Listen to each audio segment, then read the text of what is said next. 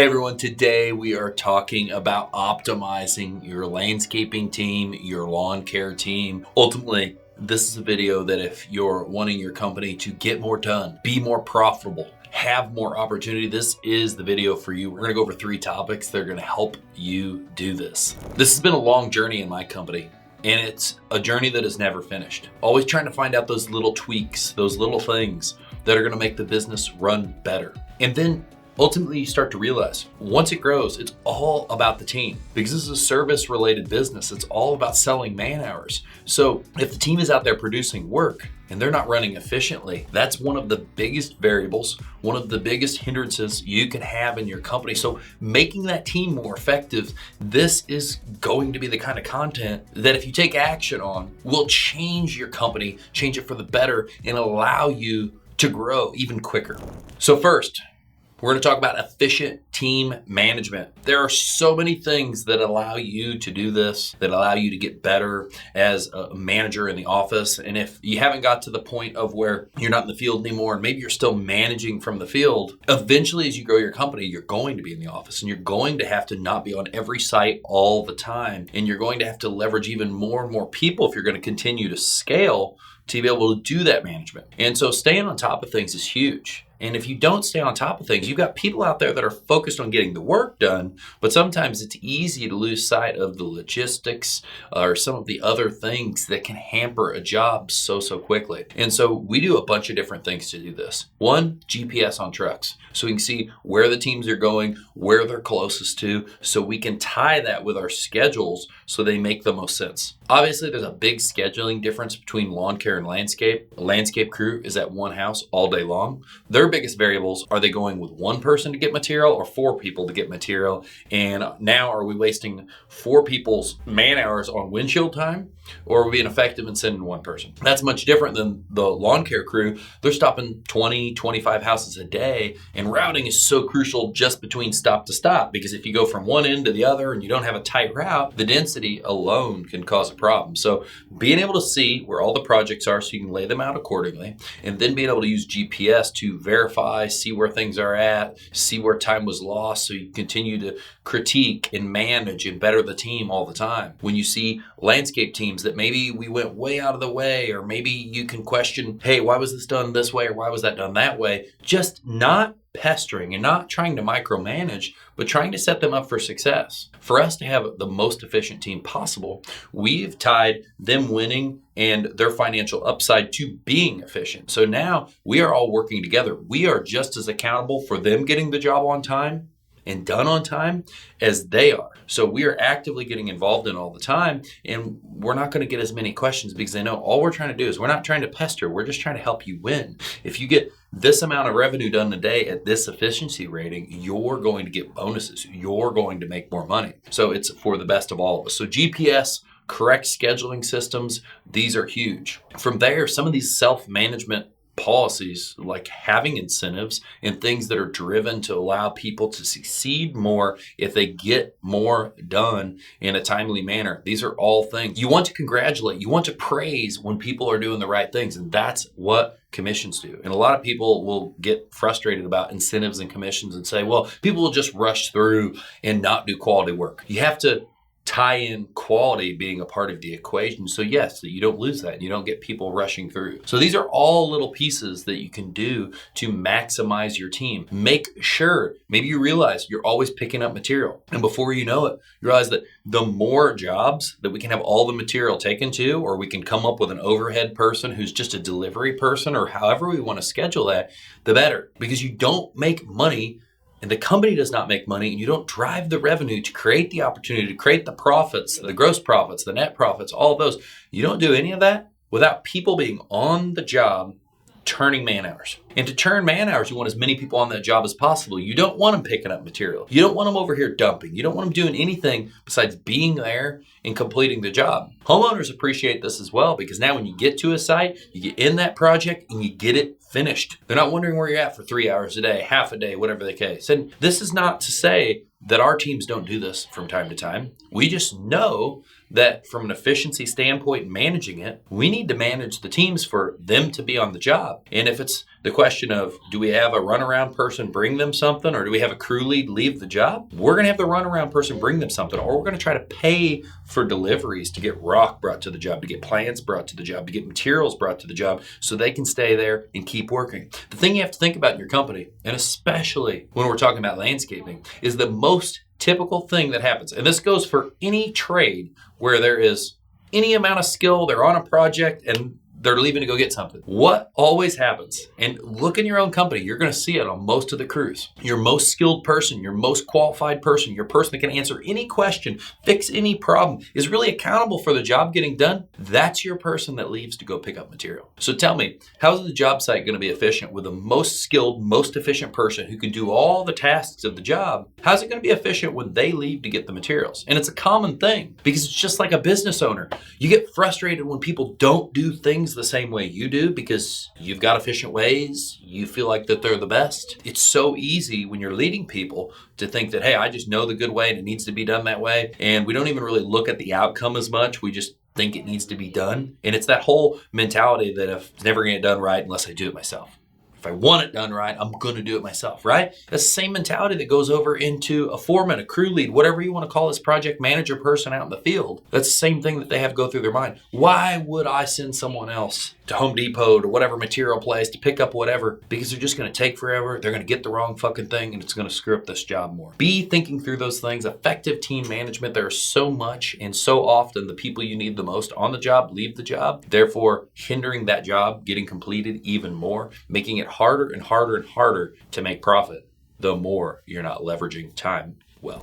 Number 2, training and skill development. This is also a big thing. This is huge to get your team members acclimated to what they're going to have to be taking on. Now, I've had a lot of frustrations in this because we've sent a lot of people to a lot of trainings and things don't stick. And I know that you, whoever's watching this, has had that exact same thing happen to them as well. It's not always about what is going to stick. It's about those little kernels. It's just like if I go to a business conference, not everything sticks, but those little kernels are going to stick. And I'm going to be able to take action on those. But I know we've got people that are going to go and they're not going to even get the littlest kernel. So where my philosophy is on going to training and learning, higher education for team members so they get the skills and they can advance and do more, is I'm going to take my best players. I'm going to take my team players on that team and I'm going to put them in training. I'm going to show them that I'm invested in them. And I'm going to expect them to bring something back to the team, be able to utilize that so we can do more, we can be better, we can expand. And it's going to have to be a part of your business to do training, and whether you know it or not, because you're training if you send someone to training. You're paying a training fee when you're doing things wrong and you're making it right. And ultimately, the message across the business, no matter how you do it, and you're going to always do some things wrong and have to pay the dumb tax, the training fee to learn how to do it right. That's going to happen no matter what. But you need to be able to, in your company, is look at those situations and then make sure the team knows. You can't just jump everybody's ass. You have to say, hey, this sucked.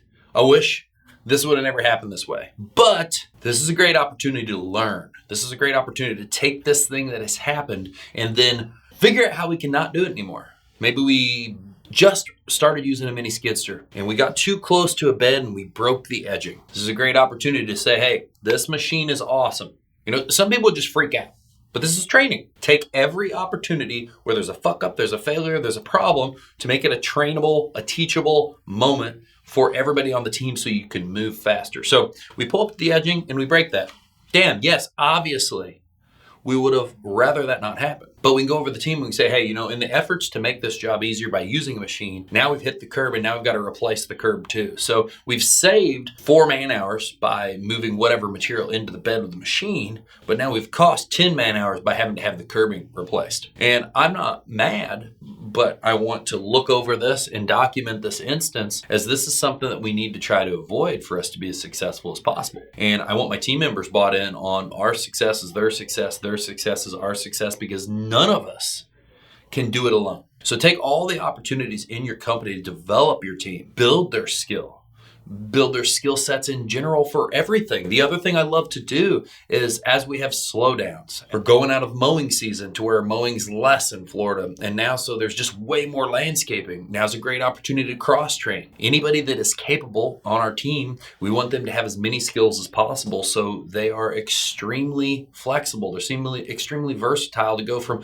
over here to over here to over here. You can install landscape lights. You can plant plants. You can prep beds. You can run a machine. You can do minor trimming. You can mow lawns. You can edge. You can fix an irrigation head. It's irrelevant. We want you to be able to do as much as possible. So sending to training, paying the dumb tax or training fee of when you mess things up, and then cross-training on jobs are all very, very huge, essential parts of business. And then finally, there's just the hands-on training. You get someone new and you put them with a great A player that knows what's going on in the company, knows how the company operates, and you start setting some expectations. Hey, we brought you on. You said you got a little bit of skill. We want to get you out there. We want to get you moving up in the company as fast as possible. So I need you to try to learn from those team members so you can do as much as you can, as quick as you can, so we can level you up. And ultimately, with the training conversation, what I've learned over the course of time is your best people need the least training.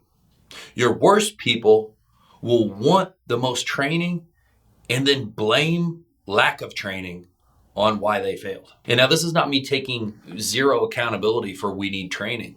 But what I've seen over time is your A players that want to learn, they're going to learn no matter what. They're going to figure it out. They're going to watch, they're going to mimic, and they're going to do. And then there's a lot of people that I've heard over a long amount of time that struggle, want training, but nothing ever changes. And then so they fall back on the training. And so remember that. Your A players, your badass people, yes, training's going to benefit them massively. They're already badasses, probably because they're able to pick up things fast and they're able to do things on the fly and figure it out as they go. So remember that point. Your best team members are going to need the least training. Your worst team members are going to require the most. They're going to blame their problems, their lack of skills, their issues that come up on not having enough training without holding accountability for the actual situation at hand. So remember that. That's a huge point when it comes to training and skills, because it's very easy to feel like I let people down. We didn't do enough training. And ultimately, you as the owner, if you have that person, you can't be frustrated at them because ultimately it's your fault. You hired them. Now, finally, the third piece. This is my favorite piece: motivation and retention techniques for your employees. This is huge. Your team's going to be more efficient if you don't have to keep hiring to replace the burn of the people, the good people that are leaving you all the time. So as a motivation technique, we have morning huddles or meetings every day. So everyone starts on a good tick, good pace, knowing what's going on. We go over all the points and all the pertinent things first thing. We try to have a good energy in the morning. We finish the meeting with going over our values and reading our mission statement. And then everybody's clapping. Woo, we're going to go for the day. So setting some intentional motivation first thing in the morning. Now, doing all the things you can do as a business owner to retain people, paying people well, offering benefits. A lot of this stuff is scary. I get it when you start a business. It seems impossible about how are you going to pay more. You don't even know how you're not even making money now. Over the course of time, you figure it out and you realize if I just pay more, we're going to do better anyway. And somehow it just works out. I have been wondering how we're going to pay that bill. And back when we used to not have cards on file and we did a lot of stuff just through check and invoice, I'd be wondering how we're going to make that bill payment. And then I'd go to the mailbox. And then there was thousands of dollars of checks that I didn't really think were going to come in that day. So what I'm saying with this is over the course of time in business, you just learn to have faith. You get in a lot of shitty situations where you don't know how they're going to work. You pay someone too much, you take this big hit, you spend this money on trying to have fun as a company and it's scary, but it's helping your retention or your culture. And you realize every time you turn around, like when you pour in, then more pours in to help you. And it just gives you faith where you're willing to continue doing this stuff and taking on that challenge and really benefiting your team through doing more for them, paying them better, offering bonuses, offering any kind of benefits. Like we do a 401k match where we match 3.5%. We pay half of everybody's health insurance. Offering these things, these are going to help retention. We focus heavily on culture. Culture is huge in a company. If you walk into a place where everybody hates everybody, people don't want to be there. People don't want to work with somebody that's not doing their job, that's negative all day long, that's just really a cancer. It's a huge responsibility to be an owner, to be the management team that has to try to work on culture 24/7. And so we do a lot of things with culture as well. This starts off in a company. This can be simple backyard barbecues because it might be all you can afford.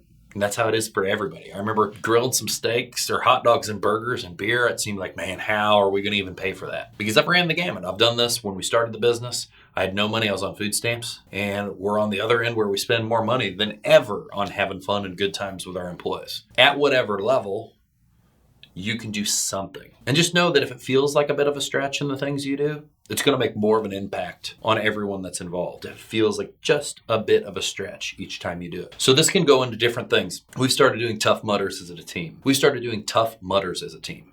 So like an obstacle course. We've done paintballing, we've done Top Golf, we've done so many different things together to have fun. We celebrate not breaking anything. We have a thing on our board in Florida that says, haven't broke shit in so many days. So first we set it for 30 days, then we set it for 60 days. Each time we hit this new thing, then we'll go and celebrate it. Maybe we'll do appetizers or beers after work, or maybe we'll do like a little dinner at the local food bar / things that are really close to the office, or there's a pizza joint right over here right after work. In Illinois, there's a little bar right down the corner that's got great food, great drinks, and a great outside area to sit in. And we do these little things just to show appreciation, but also get people together, having fun together. I love the things like Tough Mudders and things that are strenuous because there's something to be said about people doing hard things together, form a special kind of bond. That's what you see in the military. That's what you see in any kind of special forces, is that people have lifelong friends because they risked or challenged themselves so hard and did it side by side that now they're just kind of bonded forever. So